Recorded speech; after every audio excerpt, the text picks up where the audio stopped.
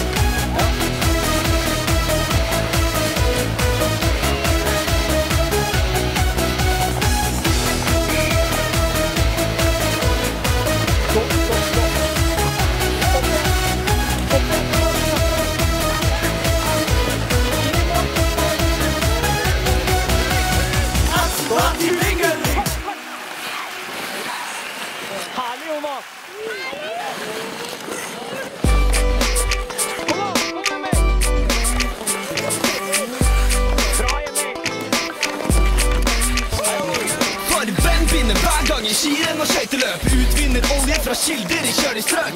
Nasjonalt vil vi fremstå som bestmenn, tjener mer enn naboen, bør helst holde kjeften. Individuelt teller ikke cash og fine damer, men som nasjon kan vi godt skryte av Lillehammer. Karnevaleri og blir som småfisk mot hai, for vi har både fakkeltog og 17. mai. Svaberg er mye bedre enn milevis med Gulstrand, og hvordan ville verden vært uten Harlem Brundtland? Hva tror du kan Nordmann Diva få pyser, for verdenskrigen stod brått når vi senket blyser. Og fuck bryr, vi har Brunost og Jarlsberg, og alle vet at norsk mjød grisebank i Karlsberg. Litt for stolt, du kan si hva du vil, for Norge er det eneste jeg ville gått i krig for. Det er lille Norge, lille verden ikke klarer seg ut. Lille Norge, landet ligger lenger enn nord. Det er lille Norge, er du heldig og slipper unna futen. Blir du hanset og kan gjøre det stort. Det er lille Norge, landet er selv kongen i rad. Lille Norge, litt er religion. Det er lille Norge, alltid med likevel er glad for, og skryter at det er typisk norsk å være cool.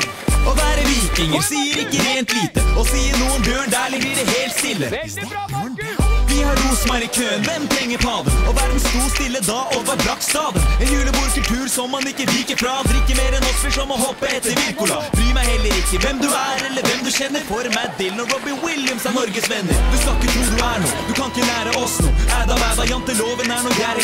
Du skal ikke vise rikdom, men vi har mest i verden. Og gjør du som oss, kan du også bli best i verden. Du skal ikke tro du vet noe, du duger ikke til noe. Æda, janteloven er noe gjær. Drit i forsvaret om du vil slåss. Jeg stiller opp med Åmot og Johan Olof Koss. Det er lille Norge, la verden ikke klarer seg ut. Lille Norge, og vi ligger lenger enn nord. Det er lille Norge, heldig og slipper unna futen. Blir det alltid dere kan gjøre det stort. Det er lille Norge, landet selv kongen gjør alt. Lille Norge, mitt er religion. Det er lille Norge, men likevel er glad for. Og skryter at det typisk norsk å være god. Kjetil Rekdal fra for den! Norge leder 2-1! Norge leder! Viva la Norvège! Og led Norge! Kjetil Rekdal og han leder! Jakob Levdagen! Og dette leder jeg fullt hjerte! 2-1 til Norge! Det er lille Norge, verden ikke klarer seg ut. Lille Norge, ligger lenger enn nord. Det er lille Norge, heldig og slipper unna futen. Blir det alltid dere kan gjøre det stort. Det er lille Norge, landet selv kongen gjør alt. Lille Norge, mitt er religion. Det er lille Norge, men likevel er glad for. Og skryter at det er typisk norsk å være god. Det er lille Norge, lille Norge. Det er lille Norge. Det er lille Norge. Lille Norge. Det er lille Norge.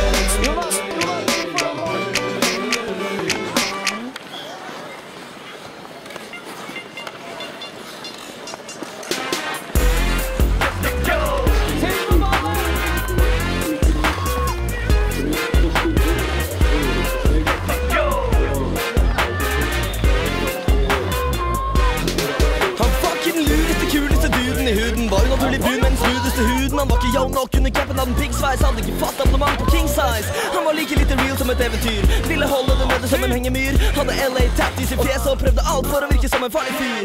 Han var like lite god også Sven Nord. Slang dritt om rappere på hiphop.no.